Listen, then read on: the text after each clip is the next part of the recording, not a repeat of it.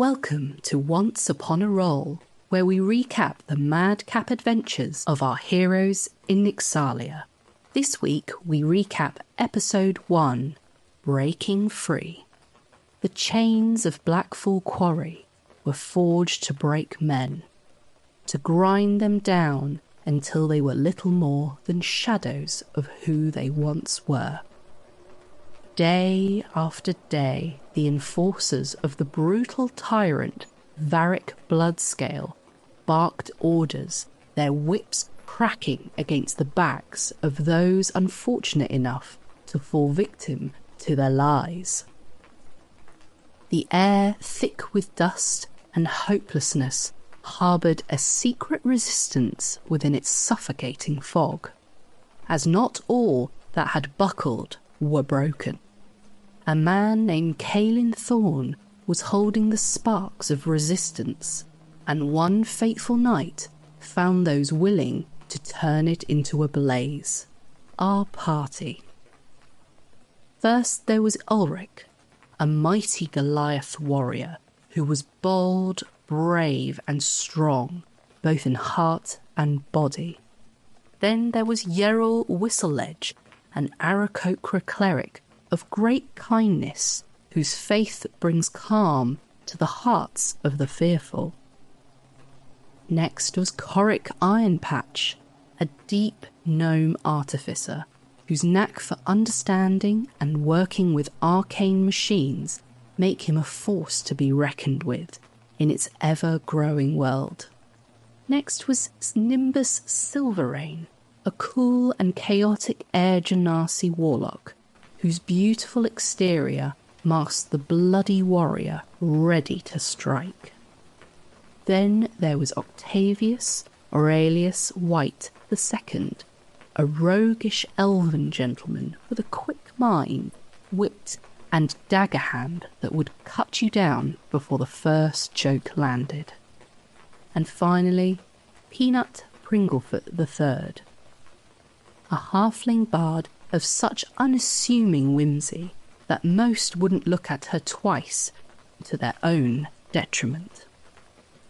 Caelan's plans were simple but effective. A tunnel system in the deep south of the mine was fractured and could easily be collapsed with the right amount of force, which this group had in spades. Collapse the entrance, break into the natural cave systems within the heart of the mountain, and follow them to freedom. With new alliances quickly made and faith placed in the common goal of freedom, the party came to be in this harsh and unforgiving place. As the morning roll call battered the weary minds of its prisoners, Caelan and the group offered themselves to work within the tunnels and were quickly set to the walkthrough of the bowels of the mine. The agonised cries of people suffering under the boot of subjugation steeled any nervous hearts, filling them all with fierce resolution that today it would end. As they took up tools and began feigning work, they all got themselves into position. Hearts thundered and souls quivered as, with the nod to action given, the fault line in the stone was hammered hard, bringing down the rock around them in a cacophony of sundering earth. Stood in the dim touchlight of their sanctum, all staring at each other as the adrenaline of the moment turned the air thick with excitement and anticipation. It soon became clear to them that some guards had made it through and were now standing with them as the dust settled. Hands quaked and shifted to handles and hilts as it became very clear to the former prison guards that they no longer held any position of power. This was equal ground, and our group took it upon themselves to show them what weeks of pent-up rage felt like. Picking up the tools that had once been forced upon them were now the tools used to force down those that had bound them in chains, Shovels and picks used to splinter and break bones as those with magic ignited and decayed what remained.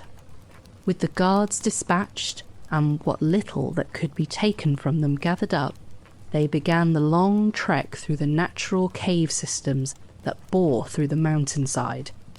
The walls shimmered with a raw energy, aether crystals jutting out of the rock like jagged shards of a shattered sky. Their glow pulsed with an eerie rhythm, illuminating the cavern with an otherworldly beauty. Magic thrummed in the air, ancient and untamed, a force so powerful it made the very ground beneath them tremble. After many hours of walking, the group came to rest in a large natural cavern, its cool atmosphere and tranquility allowing them for a few moments of peace as they all fell against rock and stone, enjoying the cool water pools that formed in the rocky basins. As they shared a few words and tried to find out a little more of each other's desires once freedom was found, a sound like skittering crawling and stifled growling sent a shiver down the backs of those who were used to picking out those kinds of sounds. The sounds of hunters on the move. Slowly getting to their feet and taking up their makeshift weapons, they readied themselves as all eyes pierced out into the darkness. Rocks shifted left and right. Shadows growled and moved.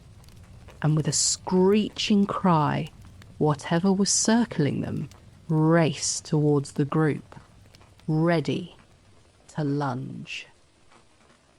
And so our tale comes to a close, for now. But the world of Nyxalia still turns, and our hero's journey is far from over. Rest well, dear listener, and dream of grand adventures yet to come. Until next time, may your dice roll true and your stories be ever bound in legend. Good night.